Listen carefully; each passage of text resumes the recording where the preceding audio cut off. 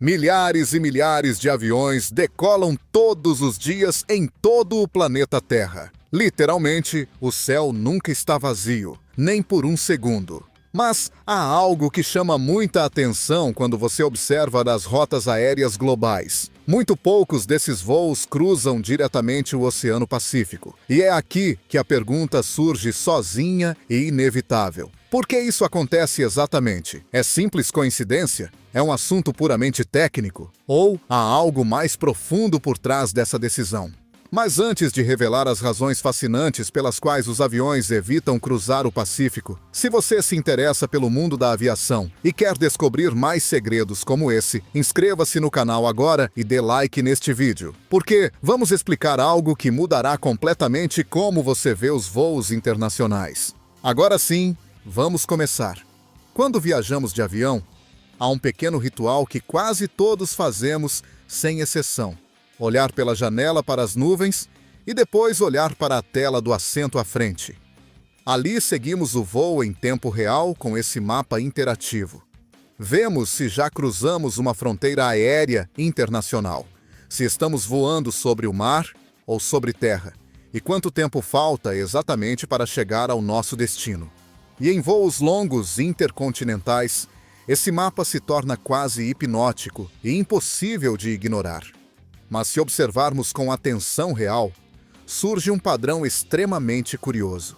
A enorme maioria dos voos comerciais que decolam todos os dias não cruza o Oceano Pacífico diretamente. Sim, há exceções notáveis, claro que há, mas são muito menos do que se imaginaria vendo simplesmente um mapa mundial.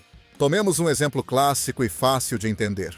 Há muitos voos diários que conectam a costa oeste dos Estados Unidos com a Ásia Oriental. Por exemplo, a rota entre Los Angeles e Tóquio, que voa constantemente. Alguém pensaria logicamente que o avião cruza o Pacífico em linha reta direta, mas não faz isso de jeito nenhum. A rota real se curva dramaticamente para o norte e passa perto do Alasca e até sobre território russo às vezes. E aqui surge a pergunta completamente lógica. Se as companhias aéreas buscam constantemente economizar tempo de voo e combustível caro, por que não voar direto pelo oceano, como sugere o mapa? A resposta começa com algo que todos acreditamos entender perfeitamente, mas que engana muito. Os mapas planos tradicionais. O que parece uma linha reta em um mapa mundial plano. Na realidade, não é a rota mais curta possível. A Terra não é plana como os mapas sugerem. É um objeto tridimensional quase esférico. E quando voamos, não devemos pensar em duas dimensões como em um papel, mas em três dimensões reais. Imaginemos um experimento muito simples, mas extremamente revelador. Suponhamos que amarramos uma corda física em Los Angeles e a levamos até o Japão, seguindo o equador terrestre, como sugere um mapa plano tradicional de Mercator, que todos conhecemos. A corda chega justo quase sem sobrar nem 1 centímetro de comprimento. Agora esticamos a corda fortemente, puxando pelas duas extremidades. De repente, a rota se curva notavelmente para o norte, aproximando-se dramaticamente do Polo Norte geográfico. O resultado surpreendente: sobra corda significativa. Isso significa que essa é a rota mais curta entre ambos os pontos na realidade tridimensional do nosso planeta. A isso se chama tecnicamente a rota de grande círculo, ou Great Circle Route, na aviação. E como se não bastasse, a Terra nem mesmo é uma esfera perfeita matematicamente. Está ligeiramente achatada nos polos norte e sul devido à rotação do planeta, formando o que se chama um esferoide oblato, o que faz com que essas diferenças de distância sejam ainda maiores do que pensávamos inicialmente. Para entender melhor, pensemos em números concretos reais. A distância em linha reta em um mapa plano entre Los Angeles e Tóquio parece ser de aproximadamente 11.000 quilômetros. Mas seguindo a rota de grande círculo real, a distância se reduz a apenas 8.800 quilômetros. São mais de 2.200 quilômetros de diferença. Isso equivale a quase 3 horas de voo economizadas e milhares de litros de combustível que não se consomem. Para uma companhia aérea que opera esse voo diariamente, a economia anual é astronômica. Esse efeito se torna ainda mais evidente e dramático se partirmos de uma cidade mais ao norte, como Toronto, no Canadá, ou Seul, na Coreia do Sul. Nesse caso, a rota ótima se aproxima muitíssimo mais do Ártico, cruza o Alasca continental diretamente e depois desce para o Japão. Por isso, muitas rotas transpacíficas parecem tão estranhas e contraintuitivas quando as vemos representadas em um mapa plano tradicional. A isso se chama a projeção de rota de grande círculo, que é a distância mais curta entre dois pontos em uma esfera. Fato curioso número 1. Um piloto experiente de rotas transpacíficas pode economizar até 15 mil litros de combustível em um único voo de longo alcance, simplesmente seguindo a rota de grande círculo em vez de uma linha reta no mapa. Isso representa aproximadamente $25 mil de economia por voo. Mas é aqui que a história fica verdadeiramente interessante, porque a forma geométrica do planeta não explica absolutamente tudo. Na prática real, os aviões não sempre seguem a rota mais curta possível, e isso ocorre tanto na ida quanto na volta do mesmo voo. Sigamos com o exemplo concreto de Tóquio a Los Angeles. Em teoria matemática pura, a rota mais curta é exatamente a mesma em ambos os sentidos da viagem. Mas na realidade operacional não acontece assim de jeito nenhum. Quando os aviões voam para o Japão, a partir da Califórnia, costumam ir mais ao norte, perto das Aleutas. Quando regressam aos Estados Unidos, voam muitíssimo mais ao sul, às vezes passando perto do Havaí. E entre ambas as trajetórias pode haver literalmente centenas de quilômetros de diferença horizontal. A razão fundamental está em algo invisível, mas extremamente poderoso, que afeta absolutamente todos os voos de longo alcance. As correntes de jato ou jet streams em inglês técnico. Esses são ventos de grande altitude que sopram com enorme força constante, geralmente de oeste para leste, seguindo a rotação terrestre do planeta. Em alguns casos excepcionais, podem atingir velocidades absolutamente impressionantes de até 320 km por hora, ou até mais durante o inverno. São como rios gigantescos de ar que fluem a 10 mil metros de altitude sobre nossas cabeças. Esses ventos se formam devido à diferença de temperatura entre o ar polar frio e o ar tropical quente. Quando essas massas de ar colidem, gera-se um gradiente de pressão que cria esses ventos de alta velocidade na troposfera superior. As correntes de jato não estão sempre no mesmo lugar fixo do planeta. Mudam constantemente de latitude e altitude segundo a estação do ano e as condições atmosféricas globais. Durante o inverno do hemisfério norte, se movem mais ao sul e se tornam mais intensas. No verão, se deslocam para o norte e perdem força. Por isso, os voos que vão do Japão para a América do Norte costumam aproveitar estrategicamente esses ventos, seguindo uma rota mais ao sul durante o inverno. O vento os empurra por trás com força. O avião avança significativamente mais rápido que sua velocidade normal, e o tempo total de voo se reduz dramaticamente. Um piloto experiente pode ganhar até 1 hora completa de tempo aproveitando corretamente as correntes. Em contrapartida, quando o avião voa no sentido contrário de leste a oeste, lutando contra o vento, esses mesmos ventos jogam completamente contra como uma parede invisível. O avião consome muito mais combustível e o voo demora consideravelmente mais tempo. Então a estratégia é absolutamente simples: evitá-los a todo custo. E para isso os aviões se desviam para o norte, perto do Alasca, onde os ventos são menos intensos. É exatamente como caminhar em um aeroporto com esteiras rolantes móveis. Se uma vai na sua direção, você usa para avançar mais rápido. Se vai contra, você evita para não perder velocidade. Isso pode ser verificado facilmente vendo voos em tempo real usando aplicativos como Flight Radar 24 ou Flight Aware. Os que voam para o oeste costumam ir mais ao norte, evitando ventos. Os que voam para o leste, muito mais ao sul, aproveitando correntes. A diferença é tão grande que inclusive os tempos de voo mudam notavelmente na mesma rota. Fato curioso número 2. O voo de Tóquio a Los Angeles dura ao redor de 10 horas e 20 minutos, aproveitando as correntes de jato. O regresso na mesma rota pode demorar 11 horas e 40 minutos, uma diferença de aproximadamente 80 minutos só pelo vento. Mas ainda há mais razões fundamentais pelas quais poucos aviões cruzam o Pacífico diretamente. Não só é o oceano mais grande do planeta, com 165 milhões de quilômetros quadrados, como também um dos mais vazios em termos de terra firme. Tem muito poucas ilhas habitadas permanentemente e ainda menos aeroportos grandes preparados adequadamente para emergências de aviação comercial. E aqui entra algo absolutamente crítico: a segurança operacional internacional. Durante décadas, as regulamentações internacionais de aviação estabeleceram com precisão quão longe pode voar um avião comercial de um aeroporto alternativo disponível e utilizável. Isso depende diretamente do número de motores que o avião tem e dos sistemas de segurança redundantes instalados na aeronave. Alguns aviões bimotores, por exemplo, devem permanecer a um máximo de 60 minutos de voo de uma pista utilizável em caso de uma falha grave de motor. Isso significa que se um motor falhar completamente, o avião deve poder chegar a um aeroporto seguro em menos de 1 hora, voando com um só motor.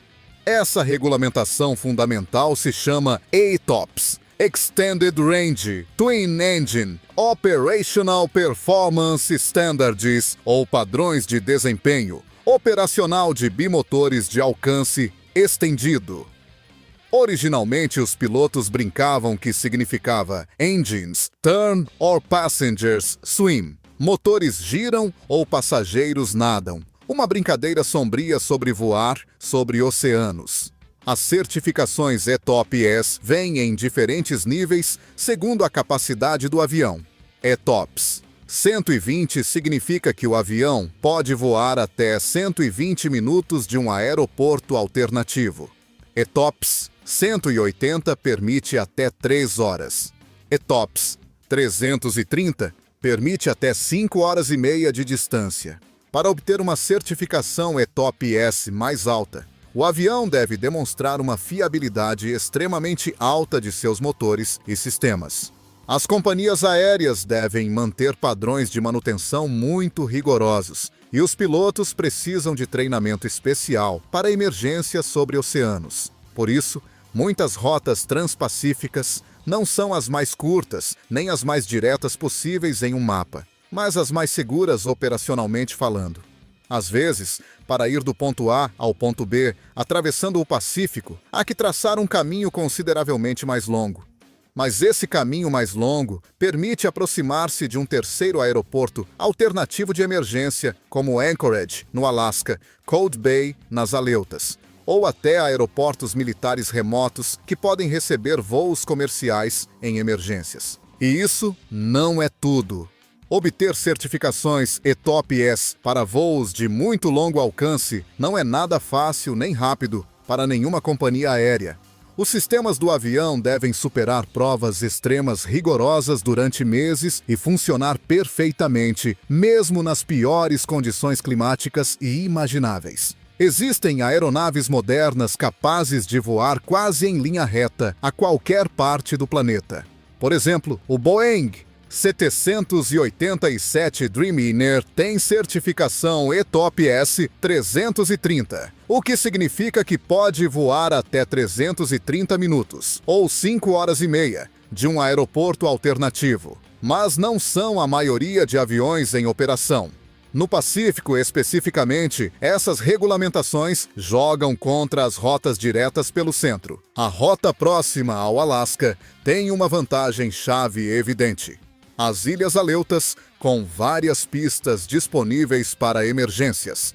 Também estão os aeroportos de Anchorage, Cold Bay e Shemya, que servem como pontos de desvio. Ainda assim, não é certo que ninguém cruze o Pacífico diretamente.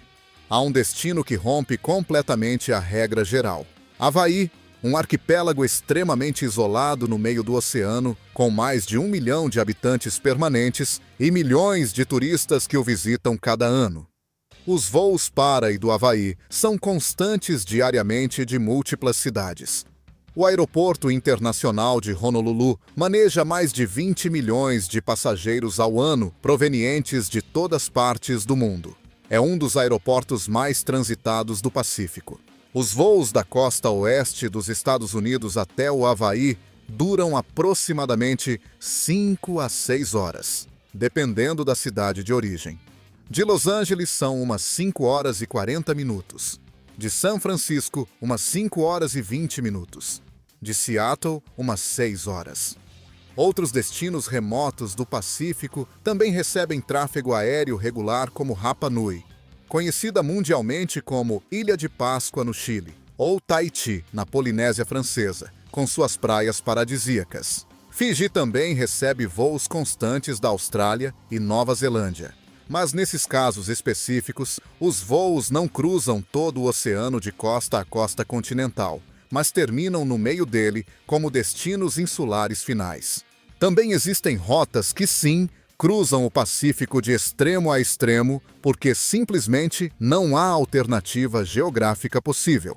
Por exemplo, os voos entre Austrália ou Nova Zelândia e América do Norte têm que cruzar sim ou sim. De Sydney se pode voar diretamente a Vancouver, cruzando o Pacífico, em direção nordeste, durante aproximadamente 14 horas de voo contínuo. A rota passa sobre o oceano aberto durante a maior parte do trajeto, com muito poucas ilhas abaixo. United Airlines e Air Canada operam esta rota diariamente com aviões Boeing 787 Dreamliner, que tem certificação ETOPS 330. E a rota Auckland a Nova York é uma das mais longas do mundo inteiro em termos de distância e tempo. A Air New Zealand opera este voo, que dura aproximadamente 17 horas e cobre mais de 14 mil quilômetros de distância. É um voo esgotante que cruza o Pacífico, sobrevoa partes dos Estados Unidos e, finalmente, a terra na costa leste. Os passageiros, literalmente, cruzam a linha internacional de mudança de data durante o voo. Fato curioso número 3. O voo mais longo do mundo, atualmente, é Singapore Airlines de Singapura a Nova York, com 18 horas e 30 minutos, cobrindo 15.300 quilômetros sem escalas. Onde a história muda por completo é entre Ásia Oriental e América do Sul. Não existem voos comerciais regulares diretos entre China ou Japão e América do Sul atualmente em 2026. As distâncias são tão extremas que, em alguns casos, essas regiões são quase antípodas exatas geográficas, ou seja, estão em lados completamente opostos do planeta Terra. Se cavar um túnel reto desde Buenos Aires, atravessando o centro da Terra, sairia perto de Xangai, na China.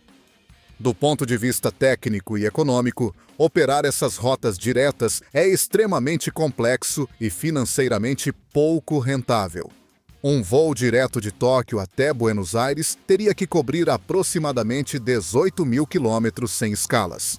Isso requeriria um avião com um alcance excepcional, provavelmente um Airbus A350-900 ULR ou um Boeing 777-200 LR especialmente configurado. O tempo de voo seria de aproximadamente 20 horas contínuas, o que é quase o limite físico do que um avião comercial pode fazer atualmente.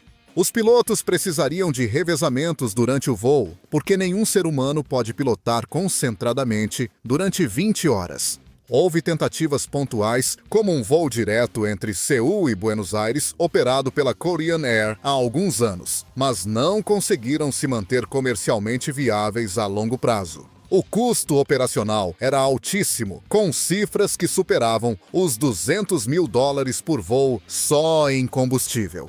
E a demanda de passageiros não alcançava para justificá-lo economicamente. A maioria de viajantes entre Ásia e América do Sul prefere fazer escala nos Estados Unidos ou Europa, onde podem esticar as pernas, o que faz com que as rotas diretas sejam pouco atraentes. Os únicos voos comerciais que partem da América do Sul para o oeste e cruzam o Pacífico são os que conectam Santiago do Chile com Sydney e Auckland, na Oceania. Latam Airlines e Qantas operam essas rotas várias vezes por semana. De Santiago a Sydney são aproximadamente 12 horas e meia de voo, cobrindo 11 mil quilômetros. E assim como no hemisfério norte, não seguem a linha reta do mapa plano, mas uma rota muito mais próxima à Antártida, aproveitando as correntes de jato do hemisfério sul. De fato, esses voos passam às vezes a só 1.500 quilômetros da costa antártica. Em dias claros, alguns passageiros afortunados nas janelas do lado correto podem ver icebergs flutuando no Oceano Austral. Mas há outro fator econômico crucial que não mencionamos ainda. O combustível de aviação, conhecido tecnicamente como Jet A1, representa entre 25% e 40% do custo operacional total de um voo de longo alcance. Para uma companhia aérea, cada quilômetro extra voado e cada minuto adicional no ar significa dinheiro perdido. O preço do combustível de aviação flutua constantemente com o mercado petrolífero global. Em 2026, o preço médio é de aproximadamente $1,20 por litro. Um voo transpacífico de 14 horas, que consome 168 mil litros, custa mais de $200 mil só em combustível. Fato curioso número 4. Um avião moderno de longo alcance como o Airbus A350 consome aproximadamente 12 mil litros de combustível por hora de voo. Em uma rota transpacífica de 14 horas, isso equivale a 168 mil litros de combustível. Mas há outro fator econômico crucial. O combustível de aviação representa entre 25% e 40% do custo operacional de um voo. Por isso, cada quilômetro e cada minuto economizado importa tremendamente. As companhias aéreas utilizam sistemas de planejamento de voo extremamente sofisticados, que calculam em tempo real a rota ótima, considerando ventos, temperatura, turbulência, restrições de espaço aéreo e consumo de combustível. Esses sistemas podem recalcular a rota mesmo durante o voo se as condições mudarem. É um equilíbrio constante entre distância, tempo, segurança e custo. E o Pacífico apresenta desafios únicos em todas essas variáveis simultaneamente. Fato curioso número 5. Há aproximadamente 100 mil voos comerciais cada dia em todo o mundo. Desses, menos de 2% cruza o Oceano Pacífico diretamente. A maioria voa perto das costas ou sobre rotas com aeroportos de desvio disponíveis. No final, o céu não se rege por mapas planos tradicionais que penduramos na parede. Se rege por física tridimensional, vento atmosférico, regulamentações de segurança estritas e economia operacional. Da próxima vez que olhe o mapa do seu voo na tela e veja que a rota faz uma curva estranha para o norte ou para o sul, já saberá exatamente por quê. Não é um erro do sistema. É a rota ótima considerando todas as variáveis que tornam possível a aviação comercial moderna. E isso é só a ponta do iceberg sobre coisas fascinantes da aviação. Se este vídeo abriu seus olhos sobre por que os aviões evitam o Pacífico, inscreva-se no canal para mais conteúdo como este e dê like. Deixe nos comentários se você sabia disso ou se pensava que os aviões voavam em linha reta. Obrigado por assistir e nos vemos no próximo vídeo, onde continuaremos descobrindo os segredos do mundo da aviação.